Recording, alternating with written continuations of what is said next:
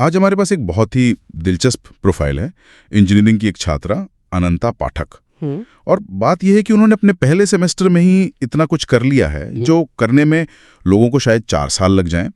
तो आज हम ये समझने की कोशिश करेंगे कि क्या ये सिर्फ एक और होनहार छात्रा की कहानी है या फिर ये हमें टेक्नोलॉजी की दुनिया में लीडरशिप के बदलते मतलब के बारे में कुछ गहरा बता रही है। ये एक बहुत जरूरी सवाल है, क्योंकि जब हम ऐसी कोई प्रोफाइल देखते हैं तो पहली प्रतिक्रिया होती है, वाह कितनी प्रभावशाली हैं। पर जो असली कहानी है वो इन उपलब्धियों के पीछे छिपे पैटर्न में होती है। और अनंता की कहानी वो हमें ये समझने का एक मौका देती है कि आज की पीढ़ी के लिए सफलता का मतलब क्या है, खासकर तकनीक की दुनिया में। बिल्कुल। तो फिर चलिए शुरू से शुरू करते हैं। हमारे पास जो जानकारी है उसके मुताबिक अनंता पाठक कोलकाता के university of engineering and management मतलब यूईएम से रोबोटिक्स और आर्टिफिशियल इंटेलिजेंस में बीटेक कर रही हैं। और उन्होंने अभी अगस्त 2024 में ही शुरू किया है। अब देखिए, पहली दिलचस्प बात यहीं सामने आती है जब हम उनके स्किल्स देखते हैं। साइबर सिक्योरिटी, कंप्यूटर साइंस और फिजिक्स। एक रोबोटिक्स और एआई की छात्रा, लेकिन साइबर सिक्योरिटी पर इतना जोर, ये थोड़ा अलग कॉम्बिनेशन लगता है ना? हाँ, पहली नजर में ये अलग लग सकता है, पर अगर हम थोड़ा गहराई से सोचें तो असल में ये बहुत दूर की सोच दिखाता है।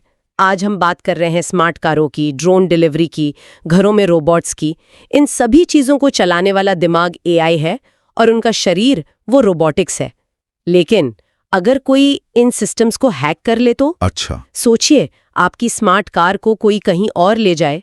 ये सिर्फ डेटा चोरी का मामला नहीं है, ये असल दुनिया में सुरक्षा का सवाल बन जाता है।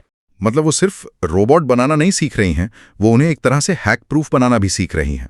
पर एक सवाल उठता है, जब छात्र इतनी सारी चीजों पर एक साथ फोकस करते हैं, रोबोटिक्स, एआई और फिर साइबर सिक्योरिटी भी, ये सब तो अपने आप में बहुत बड़े बड़े फील्ड हैं, तो क्या इससे गहराई कम होने का खतरा नहीं होता? ये एक बहुत अच्छा सवाल है और अक्सर ऐसा हो भी सकता है। लेकिन यहाँ अगर हम उनके सर्टिफिकेशंस को देखें तो हमें जवाब मिलता है। उनके पास एडवांस्ड सिस्टम सिक्योरिटी टॉपिक्स में एक सर्टिफिकेशन है। एडवांस्ड शब्द यहाँ बहुत ज़रूरी है। ये दिखाता है कि वो सिर्फ सतह को नहीं छू रही बल्कि गहराई में जा रही हैं। और वो इन सबको अलग अलग नहीं देख रही बल्कि एक साथ देख रही हैं, सिक्योर रोबोटिक्स के तौर पर। ठीक है, तो उनके पास भविष्य को ध्यान में रख चुने गए स्किल्स हैं और उनमें गहराई भी है। लेकिन थ्योरी और सर्टिफिकेशन एक बात है और असल दुनिया के दबाव में काम करना वो बिल्कुल दूसरी बात है। क्या वो इन स्किल्स को क्लासरूम के बाहर भी साबित कर पाती हैं? और यहीं से कहानी और भी दिलचस्प हो जाती है। हमारे पास 5 और 6 सितंबर 2025 का एक डेटा पॉइंट है।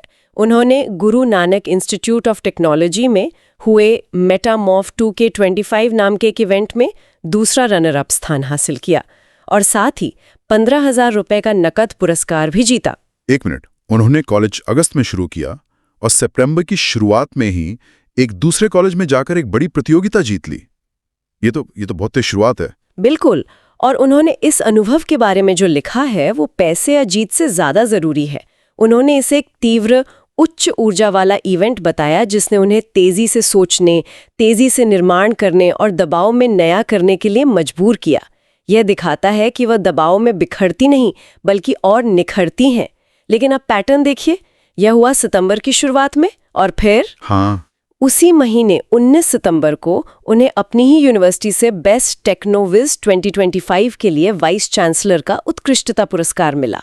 वाह, मतलब एक ही महीने में 2 बड़ी उपलब्धियां, एक बाहरी प्रतियोगिता में जीत और फिर अपने ही संस्थान में सर्वोच्च सम्मान। क्या ये सिर्फ एक इत्तेफाक है या ये हमें उनके काम करने के तरीके के बारे में कुछ बताता है? मुझे नहीं लगता कि ये इत्तेफाक है। ये एक पैटर्न दिखाता है जिसे हम इंटेंसिटी या फोकस कह सकते हैं। ऐसा लगता है कि जब वो किसी चीज पर काम करती हैं तो पूरी तरह से उसमें डूब जाती हैं और बहुत कम समय में कई परिणाम देती हैं। ये एक स्प्रिंटर की मानसिकता है। तो ठीक है, वो एक अच्छी स्टूडेंट हैं, कंपटीशन जीतती हैं, ऐसी प्रोफाइल तो हमें अक्सर देखने को मिल जाती हैं। लेकिन अब हम उनकी प्रोफाइल के उस हिस्से पर आते हैं जो मुझे लगता है कि इस पूरी कहानी को साधारण से असाधारण बना देता है। मैं जानती हूँ आप किस बारे में बात कर रहे हैं। अक्टूबर 2025 टेक्नोलॉजिया हैकाथॉन 1.0। जी हाँ, और यहाँ मुख्य बात ये नहीं है कि वो इस हैकाथॉन में थीं। मुख्य बात ये है कि वो लीड ऑर्गेनाइजर थीं। एक पहले साल की छात्रा जिसे कॉलेज आए मुश्किल से 3 महीने हुए हैं, वो एक पूरे हैकाथॉन को लीड कर रही है। हमें यहाँ एक पल रुककर ये समझना चाहिए कि ये कितनी बड़ी बात है। जो लोग नहीं जानते, हैकाथॉन एक ऐसी प्रतियोगिता होती है जहाँ टीमें 24 या 48 घंटे लगातार काम करके कुछ नया बनाती हैं और इसे आयोजित करने में महीनों की प्लानिंग लगती है। स्पॉन्सर्स लाने होते हैं, जजों को बुलाना होता है, सैकड़ों प्रतिभागियों के लिए मतलब हर चीज का इंतजाम करना होता है। ये बहुत बड़ा काम है। और आंकड़े देखिए, उन्होंने 50 से ज्यादा छात्रों की टीम का नेतृत्व किया और 1000 से ज्यादा रजिस्ट्रेशन संभाले। और सबसे बड़ी बात, ये उनके विभाग का रोबोटिक्स और एआई का पहला छात्र नेतृत्व वाला हैकाथॉन था। मतलब उन्होंने किसी बनी बनाई चीज को आगे नहीं बढ़ाया, उन्होंने एक नई परंपरा की शुरुआत की। मुझे अपने कॉलेज के दिन याद आ गए। हम 30 साल में थे और एक छोटा सा टेक फेस्ट आयोजित करने में हमारा पूरा सेमेस्टर निकल जाता था और उसमें भी 100-200 लोग आते थे। और यहाँ हम एक पहले साल की छात्रा की बात करें जो 1000 से ज्यादा लोगों के लिए सब आयोजित कर रही है। ये स्केल और ये स्पीड, ये आज की पीढ़ी की मानसिकता को दिखाता है। मेरा सवाल ये है कि कोई पहले साल की छात्रा ऐसा कैसे कर पाती है? एक सीनियर का जूनियर पर अधिकार हो सकता है, लेकिन एक फर्स्ट ईयर स्टूडेंट 50 लोगों की टीम का नेतृत्व कैसे करती है, जिसमें शायद उसके सीनियर्स भी शामिल हों? इसके लिए तो सिर्फ मैनेजमेंट स्किल्स नहीं बल्कि असाधारण लीडरशिप चाहिए।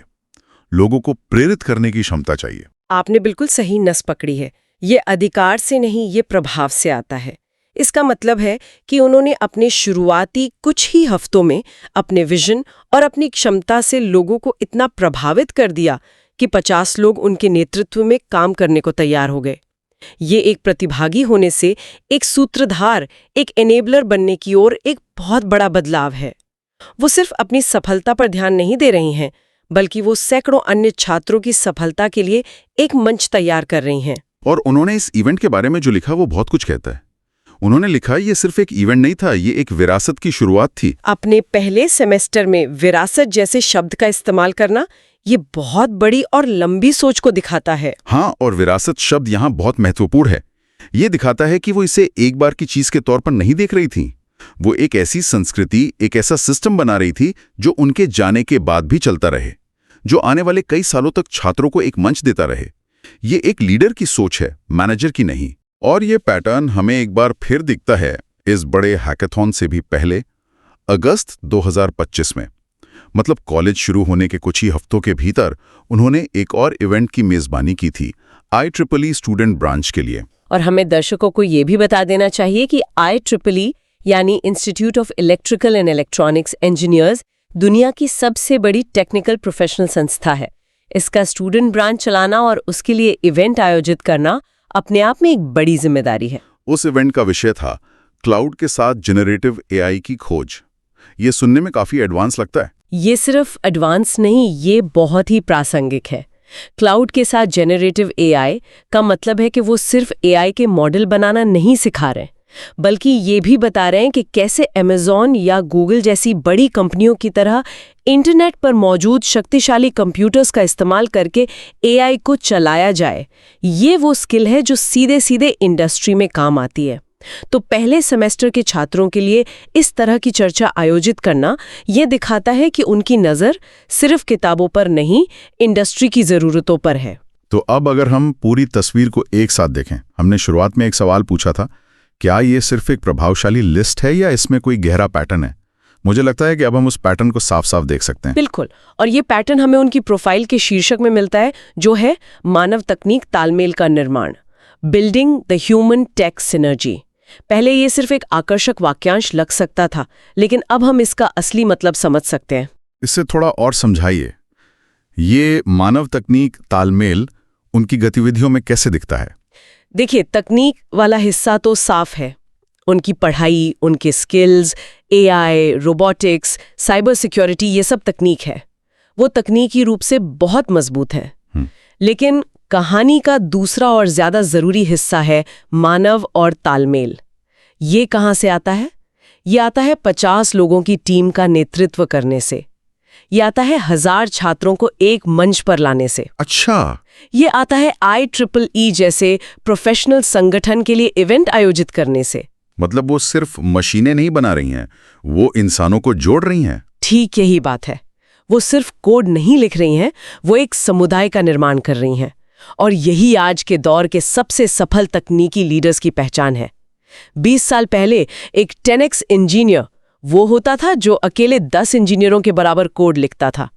आज एक 10x लीडर वो है जो ऐसा माहौल बनाता है जहां 10 दूसरे लोग अपना सर्वश्रेष्ठ काम कर सके। अनंता का प्रोफाइल उसी नए मॉडल का एक आदर्श उदाहरण है। तो अनंता पाठक की कहानी सिर्फ एक प्रतिभाशाली छात्रा की कहानी नहीं है।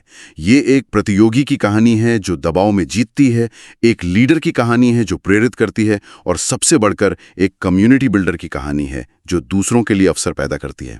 और ये सब उन्होंने अपने विश्वविद्यालय के पहले कुछ महीनों में ही कर दिखाया।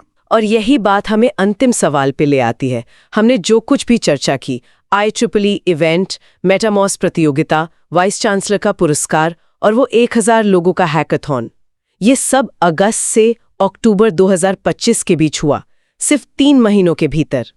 अगर उनके अपने शब्दों में, ये उनके पहले सेमेस्टर में एक विरासत की शुरुआत है। तो पूरी विरासत कैसी दिखेगी? बिल्कुल, ये सोचने पर मजबूर करता है कि 2028 में जब वो स्नातक होंगी तो 4 साल की विरासत कैसी दिखेगी। अगर ये सिर्फ शुरुआत है तो मंजिल कितनी प्रभावशाली होगी। और शायद इससे भी बड़ा सवाल ये है कि अनंता पाठक जैसे युवा लीडर हमें भविष्य के बारे में क्या बता रही हैं। एक ऐसा भविष्य जहां सबसे बड़ी तकनीकी सफलता अकेले नहीं बल्कि एक साथ मिलकर हासिल की जाएगी।